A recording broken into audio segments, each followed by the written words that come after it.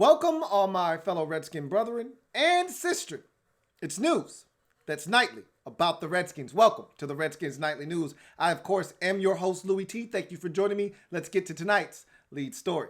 So, we finally got the news we've all been waiting for as Bill Callahan stepped to the mic today, fresh off of a bye week, fully recharged and ready to rock and roll, and announced that Dwayne Haskins will be the starting quarterback for the Washington Redskins the remaining 7 games of the season. Now, why couldn't he have done this last week? I'll give you a little bit more insight as to what he said a little bit later on in the show. Bottom line is, honestly, I could care less about why it wasn't done sooner. It's done, and I'm happy that it is done. Now we can move forward knowing that number 7, barring injury, isn't going to be yanked from the lineup, isn't going to be held hostage by this organization. He's going to be allowed to learn on the job as young quarterbacks should. Now, there are a number of things that I am conflicted by now that this news has broke.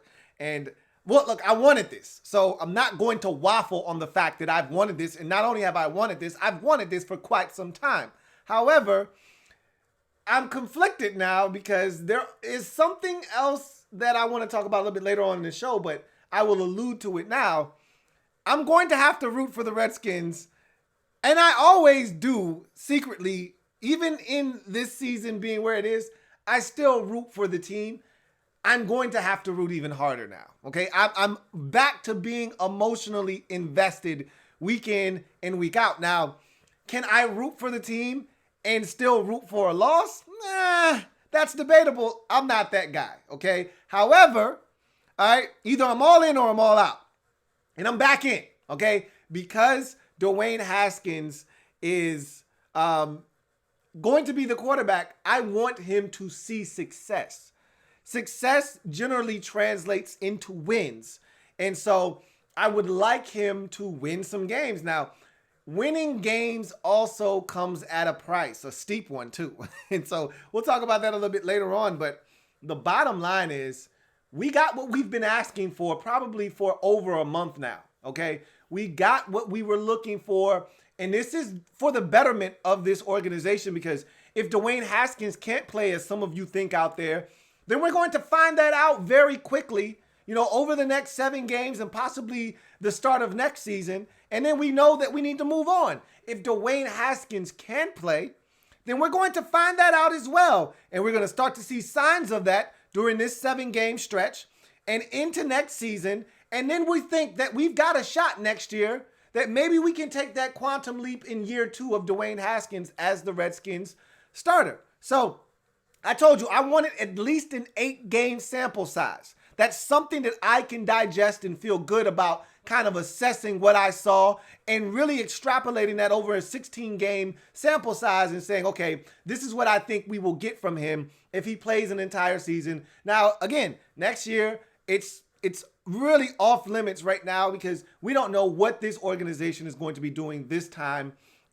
or next year in the offseason as far as coaches are concerned, who's going to be here, who's not going to be here, what is the state of the Redskins going to be, say, in 3 months' time? We don't really know the answer to that. And because of that, it's hard to really say what impact that's going to have on a player, say, like Dwayne Haskins. Because if there is a new offensive coordinator, if there is an offensive mind that comes in here with a new terminology and a new playbook and everything that is pretty much brand new, then yes, that could stunt the growth of Dwayne and that could set him back. But one thing's for sure, whether it's a new guy in here or not next year, he needs to play. There's no debating that. He needs the reps. He needs to get in. He needs to see what it's like to prepare to be the starter week in and week out. He needs to understand what it means to put in the preparation, the film study, the weight room, all of those things. He needs to see what it means to be able to go out on the field, make a mistake, and then adjust to the mistake that was made. Adjust to some of the looks you're going to see. And he's going to have to adjust to the speed of the game. And so there's a lot of things that you can only get by playing, and now he's going to get to do that. And there is no looking over your shoulder because I made a mistake or I had a bad start or I had a bad game that I may be yanked. he is the guy for the remainder of the season, and that's what I wanted all along. I did not want the week-to-week yo-yoing. Well, is Dwayne the starter? Well, he's the starter for this week, and then we'll see what happens moving forward. That doesn't give him the confidence to know that I can make a mistake and still come back and correct that mistake down the road. He knows now I can go out, let it rip, do everything that I can to try to win a game, and if that means making mistakes, so be it. And that's what we want to see, because we want to see the good and the bad. We want to see him in adverse situations and how he adjusts and adapts to that. Because we don't want a guy that when things are going well, he's great, and then when things are going bad, he's horrible. All right? We've seen those front runners before. We've had them here in Washington before, and you know who I'm talking about. And we don't need that. We need guys that when shit's going bad, they're going to find a way to try to turn that ship around and get it sailing in the right direction. And so, not finger point, not talk about what everybody else is or isn't doing, but figure it out on his own end and try to get everybody to follow his lead. And so we want to see what kind of a leader Dwayne Haskins is. We want to see what he has in crucial moments. Redskins down 3, need a field goal. Redskins down 2, need a field goal to win. One timeout and 1 minute and 11 seconds left, and they're starting their drive at their own 11-yard line. Can he take us down the field, get us in the field goal range, and give us a chance to win? We want to see that. Redskins down 4, need a touchdown. All right? Got to go the length of the field. 76 yards away from pay dirt. One timeout. 1 minute and 23 seconds left. Can he take us down the field? We want to see that.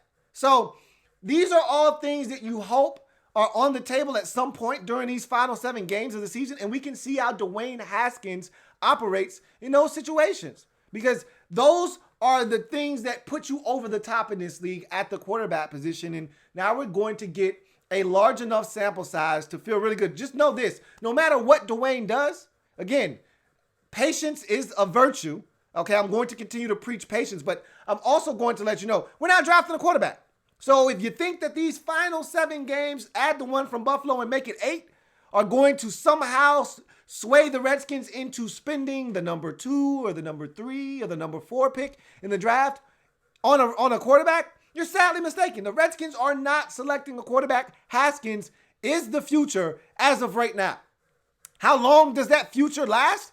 I don't know the answer to that. Only Dwayne really can determine how long of a leash he gets as Redskins starting quarterback. And if he's able to flourish, then he'll be the guy moving forward into the future. That's what we should all be rooting for. Even if you do not like Dwayne Haskins, you should be rooting for his success, because his success fast tracks the Redskins to being a much more competitive team. If you want the Redskins to be back in the discussion in the NFC East and back in the discussion in the NFC as a whole, if you want the Redskins to fast track that process to being a competitive football team again and not a bottom feeder, then you need Dwayne Haskins to be good. Because in this league, if you don't have a quarterback, you do not stand a chance. And for those of you out there that think Alex Smith is going to come back and save this team, Alex Smith wasn't saving this team before he got injured. Just so you know, yes, the Redskins were 6-3. Yes, Alex Smith wasn't turning the football over, but you'd be sadly mistaken if you thought we could beat the better teams in this league. You already saw what we looked like when we played teams that could score points. We weren't going to win those games. Alex Smith wasn't going to score enough points. We need a true difference-making franchise QB, and if it's not Dwayne Haskins, then we're going to be back in this same spot again, and we're going to be looking for another quarterback, and we're going to be bad all the way to that process and through that process. So for your sake, for my sake, for all of our sakes, we need to hope that Dwayne Haskins is good, because if he's not only are we going to finish stinking this year, we're going to stink again next year and probably the year after that. And then we're going to have to find another quarterback. We're going to stink when we find that guy. And then if he's not good, the process just repeats itself. Wash, rinse, or rinse, wash, rinse, wash, rinse, cycle, repeat. All right? So we'll be just doing this process all over again. So let's just hope, for all of our sakes, that Dwayne Haskins starts to prove that he belongs in this league as a starting NFL quarterback. And that next year, we can start playing meaningful football games. We may not win the division next year, but let's at least be in the conversation next year. That's what could happen if Dwayne Haskins is any good. And we're going to start to see steps taken. They may be baby steps, but they're steps nonetheless. You know what's better than no progress? Slow progress. I'll take it any way I can get it. We need him on the field, and it's refreshing to hear that he will be the starter for the remaining 7 games of the season. And I'm going to tell you right now that we have a shot at winning 2 or 3 of these games. I don't think it's going to happen, but the chance does exist. And if we do win 2 or 3 of these games, that could potentially put us out of the top 5 in the draft. I'm not saying, I'm just saying. But I don't give a damn. I'm just happy that number 7 is going to be under center for the remainder of the year. Anxious to see what he looks like moving forward as the named Redskins starter for the remainder of the season. Let's get to in other news. And let's start with Bill Callahan. Old man Callahan, Redskins interim head coach, spoke at the podium today and talked about the bye week, talked about Haskins, talked about Darius Geis and Adrian Peterson, and a number of different things. So I'll give you what was pertinent to me, and then I want to talk about the Redskins right now and their draft positioning. And I think that's something that's on the table after the all of the happenings of Sunday. And with the Redskins not playing and all the teams below them winning, things are starting to shape up. So we'll talk about that here in a second. But let's get to Callahan's presser quickly. He talked obviously about Dwayne, and he talked about why he waited on the decision to announce that Dwayne was going to be the starter for the remaining 7 games of the season. He said, look, he had made the decision last week before they set sail for their bye week. But he was like, you know what? I wanted to talk to the veterans. I wanted to talk to Case. I wanted to talk to Colt. I wanted to let them know where they stood before I announced that to the masses. And so I don't have a problem with that. I totally get it. He says these guys are veterans in this league. They deserve to know where they stand before everybody else does. And so I wanted to have a frank and candid conversation with both of those guys to let them know where they stand moving forward the remainder of the season. Neither of them were happy about that. They were both disappointed, but that's the way this thing goes in the NFL. And so I had a chance to sit down and talk to both of them. And now that I have done that, I'm ready to share it with you guys. So Dwayne is the starter the remainder of the year. Case Keenum will be the number 2 quarterback. So he will be the backup quarterback on Sunday and moving forward. And Colt McCoy will be your 3rd quarterback on the roster. And he'll be the guy that's inactive on most Sundays, if not the rest of the Sundays, for the remainder of the season. And if nothing goes wrong with Dwayne, Colt McCoy has probably seen his last snap as a Washington Redskin, if I had to guess. So we'll see how all of that transpires. But this quarterback room will look vastly different next year because the Redskins are probably going to be in the market for a new backup quarterback. I think Colt McCoy, because Jay is no longer here, I think Colt McCoy's career as a Washington Redskin is done at this point. Case Keenum is on the last year of his deal that he signed with the Denver Broncos. I think he's going to be gone, if I had to guess. He could be back. It's not out of the realm of possibility, but I anticipate he'll sign elsewhere. And I think the Redskins will be in the market either for another quarterback or they'll be looking to draft a young developmental quarterback. Either way, I anticipate that there will be another quarterback on this roster. I'm thinking it's going to be a young journeyman quarterback, a guy that isn't going to be a threat to Dwayne, but a guy that they also think can be a quality backup for years to come in this league. We'll see what they decide to do there. But in any event, Callahan said that that's going to be the order of the quarterback room the remainder of the season. Dwayne 1, Case 2, Colt number 3. Then when he was asked about the running back position, he said, look, I don't really know how the carries are going to be divvied up. I can tell you this much. AD is still my guy, essentially. He didn't say that, but you can read between the lines. He's like, AD is a back that, we feel really good about, and Geis is definitely going to get some work, and he's going to get some touches.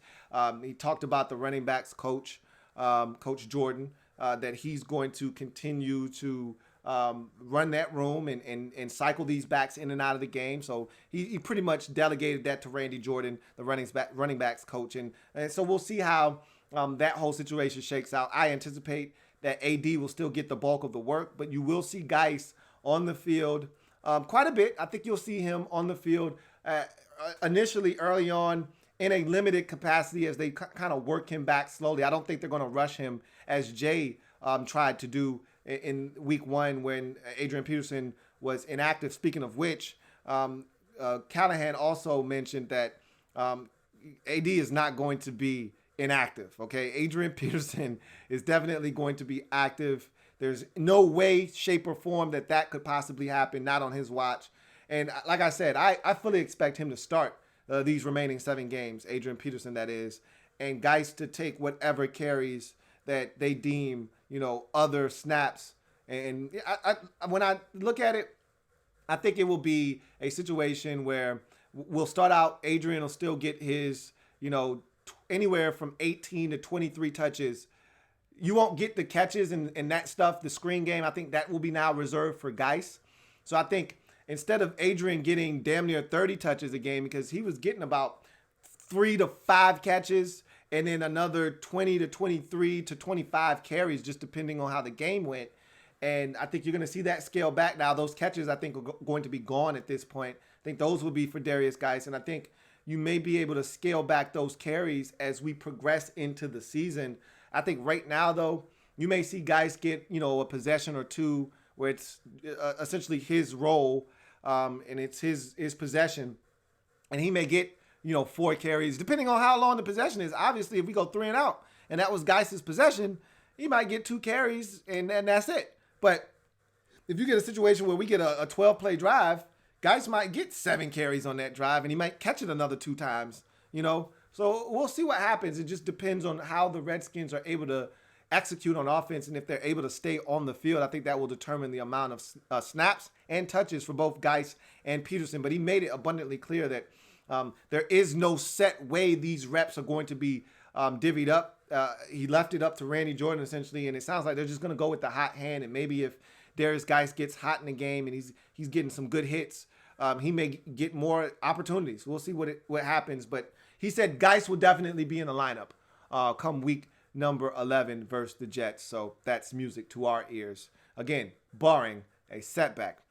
He talked about a number of different things with this team. I think that he realizes that we're now in the developmental stage of this season. The whole trying to win and, thinking you're still competitive. I think he understands that ship sailed. Okay, we're done with that portion of the season. Now it's about getting these young guys to play and play well and try to get them to play at the highest level you can possibly get them to, and just let the chips fall where they may. We don't want Callahan back as a head coach, but he's coaching for his head coaching life essentially here, because I don't anticipate him getting an opportunity anywhere else. So if he's going to get a head coaching job in the NFL, it's going to be with the Redskins. And I think the best shot that he has is winning games with Dwayne Haskins at quarterback down the stretch. I think that's the only way it happens. And he talked about wanting to run and get Dwayne comfortable. And he liked some of the things that Dwayne has done, and they want to build upon those things. So we'll see what happens. But one thing's for sure, I think we're going to see a lot more run.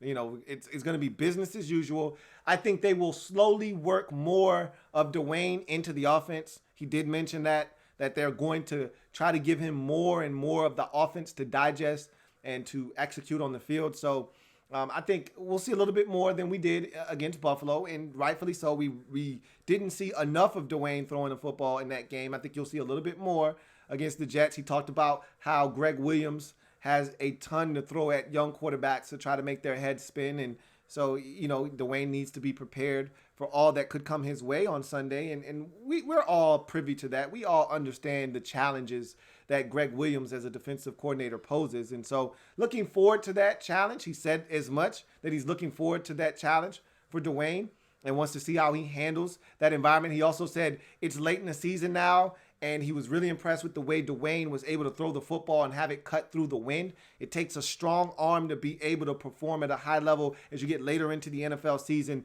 dealing with the inclement weather and all of the different things that happen in these different stadiums. And he talked about the wind and all of the weather elements that Dwayne had to deal with, and that he really performed well in Buffalo, and it was impressive, and that he feels like a guy like Dwayne can flourish in the later stages of a season. And that's another reason why he decided the time is now for Dwayne. And we'll see what happens. I'm just excited for the opportunity for Dwayne, number one, and number two, for us to get to see him play on a weekly basis. That being said, I want to talk about something that took place over the weekend, and that was a lot of bad teams getting wins. Now, what you're going to see down the stretch is a lot of these bad teams are going to play each other. For a prime example, the Redskins and the Jets are playing each other this week. Somebody's got to win a game here, right? So we saw it with the Giants and the Jets this past week. Like, bad teams are going to be playing one another, and wins are going to happen. And with all the chaos and anarchy that took place on Sunday, the Jets got to win. They're now a 2-win team. The Falcons got to win. They're now a 2-win team. The Dolphins won their second game in a row. They're now a 2-win team. The Bucs won a game. They're now a 3-win team. So you're starting to see teams elevate themselves and separate themselves from the Redskins, who are still a 1-win team. Now, right now, the Redskins are the only 1-win team, all right? The Bengals are the only winless team. So right now, as it stands, the Bengals are your number 1 overall pick, and honestly speaking, I don't think I see that changing. The Bengals are horrible. I think they could easily go 0-16, all right? That's no bullshit. I honestly think that I never for 1 second thought the Dolphins were going 0-16. I said if they try to tank, now they might go 0-16, but the minute they put in Ryan Fitzpatrick, and we saw it up close and personal, had Ryan Fitzpatrick just played another quarter against us, we lose that game. So I knew they were going to win a game with Fitzpatrick. 50-50 is good for anywhere from 4 to 6 wins a season. So they're going to win more games in Miami. I'm pretty sure of that. All right, they went to Indianapolis. They had a backup quarterback, and they went in there and stole a dub. So now they're a 2-win team, and they're on a 2-game winning streak. So now the Redskins are your lone 1-win team in the league, and everybody else has got at least 2. The Jets have 2 now. The Giants have 2. The Tampa Bay Buccaneers now have 3. The Dolphins now have 2. So we've seen a little bit of separation from the bad teams saying, look, man, don't lump me in with the Redskins. Don't lump me in with the Bengals. The Bengals are in a category all to themselves as a 0-win team. And the Redskins are now currently your number 2 pick overall. We got a chance to win this game this weekend, get to 2 wins, and now we're right there with everybody else back in that pool. But if we lose to the Jets, and I'm telling you right now, if we can't beat the Jets, if we don't beat the Jets on Sunday, the Redskins are going to be your number 2 pick overall. I'm pretty convinced of that, because if you can't beat the Jets, and the Jets are not good, don't allow what they did to the Giants fool you. That's a bad football team in the New York Jets, all right? If they come into Washington and they beat us, which is very possible, my dad thinks somehow, somewhere we're going to beat the Giants later in the season at home. I said, you don't understand that the Giants came into Washington last year. Granted, that was some dirty Chaz and that was some Josh Johnson, but it was still, to me, a team that we were in a playoff. We were still in a playoff chase. I get it. It was dirty Chaz. I get it. It was Josh Johnson. But we were still in a playoff chase at that time, and they came in and they were up 40-0. Early stages of the third quarter. It got ugly fast. I'm not quite sure if we're going to be able to beat the Giants. I told him I don't see us beating the Giants. We could beat the Jets, but then again, we could beat the Giants and the Jets. I mean, it's very possible. I think we have some winnable games down the stretch on the schedule. And as we saw with the Falcons yesterday, family business is family business for a reason. They went to New Orleans and slayed those boys, okay?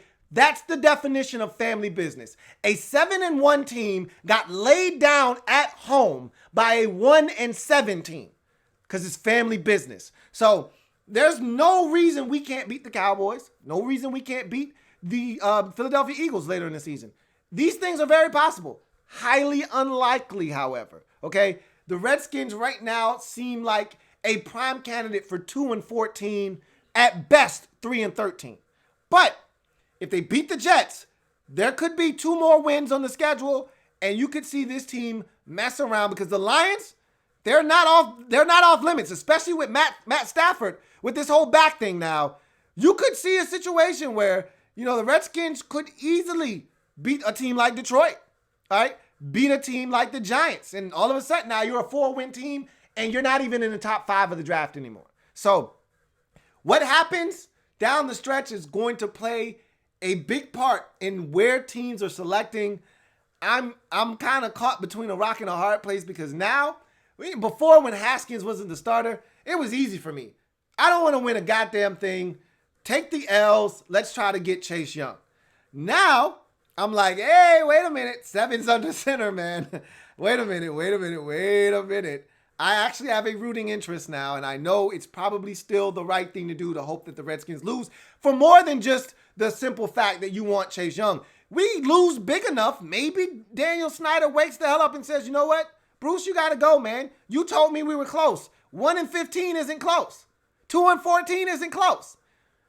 But I'm still in the mindset and of the thought process that it doesn't matter what we do. 1-15, 2-14, 3. It doesn't matter. Bruce isn't going anywhere. But I have acknowledged over the last couple of weeks that that's probably your one way, record-wise, to get him out of here is for it to just bottom out. And 1-15 is pretty much bottoming out. All right, you got to be pretty damn bad to only win a single game. All right, so I'm kind of caught between a rock and a hard place because I want to see the Redskins win on one hand because of Haskins and Terry McLaurin and all that Bama boys. I want a culture of winning. You walk a fine line, and this is what I say every single year when guys start using the T word. I say, look, you walk a very fine line between losing games and having guys in that locker room get accustomed to losing. All right? There's a fine line you walk when there's a culture that's established that we're a losing team and we're losers and this is what we do. And when shit starts going bad, instead of guys saying, hey, let's rally together and get ourselves out of this hole, it starts to become, here we go again. It's a fine line you walk. And as fans, you guys don't think about that stuff. You just think about, oh, the next shiny big toy out there, Chase Young. Let's go get him. Let's go 1-15 so he's all ours. But there's a fine line you walk because you can go get Chase Young, but if there's a culture here that is embedded with losing and the players in the locker room, even the young ones that were used to winning, start to get used to losing, like a Terry McLaurin who probably lost all of 4 games his entire career at Ohio State. All of these Bama boys that probably lost 2-3 games maximum their entire careers at Alabama. They start getting accustomed to losing. And that starts to seep into their brains, and we start losing games, and they start saying, here we go again. It doesn't matter how many Chase Youngs you go out and get. We're going to stink. So there's a fine line you walk between saying, hey, let's tank for this guy, and, hey, man, we got to stay competitive and try to win some of these damn games. There's a reason why the Dolphins are like, man, with a new coach, all right, they looked as bad as they wanted to look early in the season. Everyone thought they were tanking, and he said, this is not the message I want being sent to the rest of the guys in this locker room. I'm trying to see who's who so I can determine what this roster is going to look like next year. But to hell with all of that. Let's get the guys who don't want to be here out of here, which they already have done. And the guys that want to be here, I'm going to give them the best chance to win. Hey, Ryan Fitzpatrick, get your ass in there. We're going to try to win ball games. Because we don't want this culture to be a losing one. And now they're winning football games. And I'm telling you, this shit could get real ugly here. If we keep losing ball games, all of these Bama guys going to start to check out mentally. All these Ohio State guys going to start to check out mentally. They are not used to taking L's every single week. That shit wears on you. So, while on one hand, yeah, I'd love a top 3 pick. I'd love a top 2 pick. You know, on one hand, I'd love to see Bruce Allen get the hell out of here. You know, and again, if you guaranteed me 1-15 gets Bruce fired, then there's no debate to be had. Let's go 1-15. Bruce has got to go. But there's no guarantee. You're not telling me that there's a pot of gold at the end of this very dark and nasty, ugly looking rainbow. There's not a pot of gold necessarily waiting on me. There might be a pot of shit waiting on that other end of this rainbow. And I might go step in it. I'm not willing to go and really put that on the line. Because if we sacrifice losses for the chance to get rid of Bruce and he's still here, and let's say we get Chase Young, but it comes at the expense of this locker room, then it's all for naught. So I'm kind of in that tough position, man, because on one hand, yep, I'd love for the Redskins to get Chase Young. And yep, I'd love the possibility to see Bruce carry his ass. But on the other hand, I'm like, man, I'd like to establish a culture that these guys can believe in. Because at the end of the day, that's what matters the most If you want, this ain't about winning now or even next year. It's about winning long term. How do you establish that? By winning. Culture is a thing that is established over time. You've got to start, and even when you're losing games, if you're competitive, if there's a message, a universal message, see the 49ers. Everybody was laughing at them the last 2 years while Kyle Shanahan and John Lynch were building things out there. They had a bunch of early picks in the draft, and they did a good job of clearing out all the guys that didn't fit what they wanted to do, bringing in a bunch of guys that did. And even though they were losing, they were very competitive. I watched that team in ball games with backup quarterbacks like CJ Beathard in games with a chance to win. Remember, they went to Lambeau and had Aaron Rodgers and those boys on the ropes and let them off the hook last year on a Monday night. They were competitive. They were losing, but they were competitive. It's vastly different than the 6 points that we're averaging, not being able to score a touchdown and going out and kicking field goals. It's vastly different than say, hey, we only lost the game by 13 points. It's not the same. All right? It's not the same as the shit we doing right now. We are non-competitive right now. All right? When you don't score touchdowns, that shit is non-competitive. So I said all of that to say this. I know how most of you feel. I'm kind of stuck because I'm going to root for the fellas. I'm just telling you where I'm at. I'm going to root for the fellas because Dwayne's starting. I told you how I feel. But if we lose, I'm not going to be sad. But I want to see Dwayne and these guys in the locker room experience winning, taste winning, and start to develop this belief that we can win any game we step on the field to play. Because right now, I guarantee you these guys expect to lose ball games.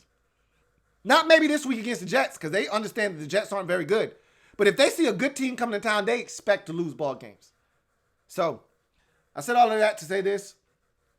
Root for whatever you want to root for. I'm not going to tell you you shouldn't be rooting for 1-15. I'm not going to tell you you shouldn't be rooting for this team to lose. I'm not going to tell you you shouldn't be rooting for Chase Young to be a Redskin. And I'm not going to tell you you shouldn't be rooting for the Redskins to win. It is what it is. You make your decision. I've already made mine. I'm going to root for the team to win. I want Dwayne Haskins and these young guys to experience winning in the league. It's one thing to win in college. It's another thing to win in this league, and we haven't done much of that. And so I want those guys to understand that that's the expectation here, not to play close ball games, as Callahan and Bruce Allen seem to be preaching week after week. That we're close and great job, guys. Everybody gets a juice cup and everybody gets a bag of chips. You guys get a gold sticker for your participation. We ain't giving out participation trophies around here. God damn it. We want to win ball games. And now we got a quarterback that I hope can help us do that now and into the future. And so that's what I'm rooting for. So there it is. But in any event, I am thankful that you guys continue to support the Redskins Nightly News and all of the endeavors here on the Louie T Network, and I ask that you continue to do that. Like this video, all right? Subscribe to the Louie T Network if you haven't already done so, and also make sure you share this video if at all possible. If you're on Facebook group, a Redskins Facebook group, share the damn video, man. Help your brother out, all right? In any event, that's going to do it for this installment of the Redskins Nightly News. We're back like cook crack. No more breaks for the Redskins. They've had their bye week. I do have a break coming up. I do have a bye week coming up, but I'll let you know when we get closer to that. But in any event, I'm glad to see the fellas back on the field with number 7 under center. Should be a lot of fun. In any event, guess what? We got skin in the game. Why? Because we Skins fans. For life. I'll see you guys tomorrow with the next installment of the Redskins Nightly News. And for some of you, you may join me tonight on the Overtime series. We got a massive game, all right? And we'll talk a little bit about that Alabama-LSU game tomorrow because, boy, was that some good football and a lot of high-quality players in that game, man. We may end up with one of those dudes, all right? So, in any event, we'll talk tomorrow. You guys have a good one. Take care. Louie.